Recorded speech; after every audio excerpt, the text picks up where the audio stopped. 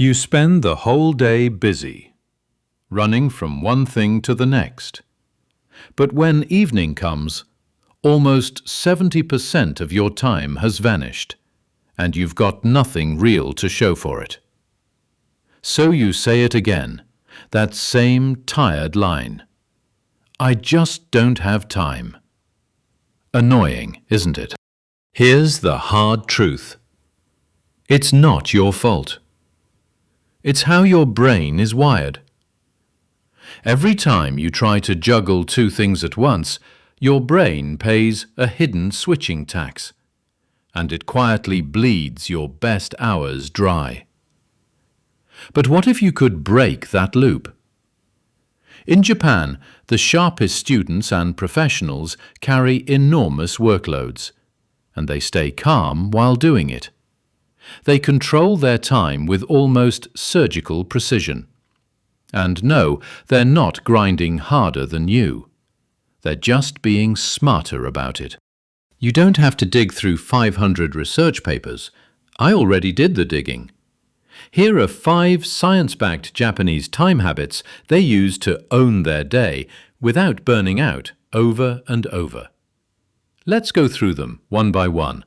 It's easier than you think. Number 1. Nemawashi, the art of laying the groundwork. Here's the part that stings. You're not short on hours, you're short on intention. Most people fail before they even open the book because they're waiting on willpower to get started. In Japan, there's an idea called nemawashi. It means preparing the roots. It's the quiet work you do beforehand, so that when it's time to act, there's nothing in your way, no friction. If you don't have a clear target, you're just wandering, and wandering eats hours. So here's how you do it. Decide what winning looks like before you go to sleep. Pick 3 tasks, just 3. The 3 things that, if you finish them, the day was a success. Lay out your materials. Clear your desk tonight. You're lowering the energy it takes to begin. So in the morning, you don't decide, you just move. Think about Einstein, Steve Jobs, Zuckerberg. They wore the same outfit every single day. Why? To kill the tiny decisions and save their mind for what actually mattered. Number 2. Kanban, seeing the battlefield. Your brain is awful at holding a to-do list. Keeping tasks crammed in your head doesn't make you productive, it just makes you anxious. So Japanese factories and students use Kanban, a way to see your work. It's simple. Make a board with 3 columns. To do, in progress, done. Write each task on a sticky note. But here's the catch. You're only allowed a few notes in the in progress column at a time. That rule forces you to do one thing. Just one. Try the poker chip trick. Put 3 chips on your desk, 1 for each task. You only slide a chip over when the work is actually finished. And when that sticky note finally moves to done, your brain gets a little hit of reward. It keeps you honest about how much you're really doing, instead of just feeling busy. Number 3. Zanshin, ruthless presence. We live drowning in distraction. You swear you don't have time, but you spend 4 hours a day on your phone. Do the math. That's 11.5 years of your life, gone, spent scrolling. Comfort feels good right now, but it always sends a bill. A little pleasure today, a lot of regret later. In martial arts and calligraphy, the Japanese train something called zanshin, a state of lingering awareness, being completely there, inside the action. You don't manage distractions, you remove them. When you study, your phone shouldn't just be face down, it should be in another room or switch to grayscale so it's boring to look at. Here's the test. If grabbing your phone is as easy as standing up, you haven't mastered zanshin yet.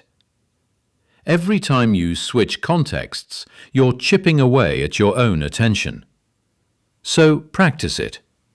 Set a focus timer, and when a task ends, sit in the boredom for 5 minutes instead of reaching for your phone on instinct. Number 4. Ma, the power of space. The West is obsessed with filling every second. Japanese thinking values ma, the empty space, the pause between actions. Sounds backwards, I know, but the more you slow down, the more time you actually get back. Rush and you make mistakes. Then you burn double the time fixing them. So build in gaps on purpose. Finish your work 2 weeks before the deadline as your safety net. That alone kills the panic that feeds procrastination. And use your dead time, the commute, the lunch break, the few minutes before class. Chip away at the small stuff there. This isn't about working more. It's about using the spaces everyone else throws away, so you can actually relax when you get home. Number 5. Kaizen, the 1% that compounds. You think you need one brutal 10-hour session to catch up. That's a lie. Rushing just hands you stress, mistakes, and burnout. Japanese time management runs on Kaizen, getting better through small, steady steps. Stop trying to swallow the whole syllabus in one sitting.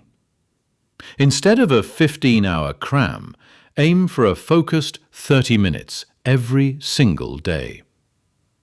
And here's the trick.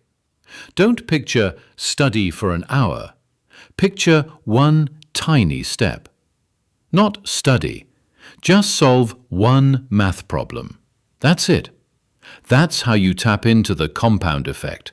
No burnout, just momentum. Get 1% better each day. And by the end of the year, you're 37 times better. Consistency beats intensity every time. Time isn't a teacher. It's a mirror.